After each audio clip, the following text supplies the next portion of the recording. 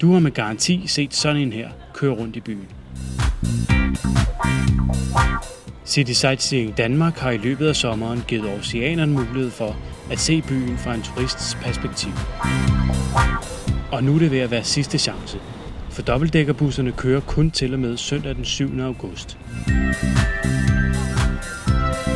Der kører 2 dobbeltdækkerbusser i byen, og hver bus har sin egen rute. Den røde rute kører omkring midtbyen og koncentrerer sig om ikoniske bygninger og andre oceanske varetegn. Den anden rute, som er den grønne rute, kører syd for midtbyen og ud til Marselisborg Slot, Mindeparken, Tivoli Friheden og forbi Ingerslev Boulevard, før den standser igen ved Park Allé. For 125 kroner får du en dagsbillet, der gælder til begge ruter.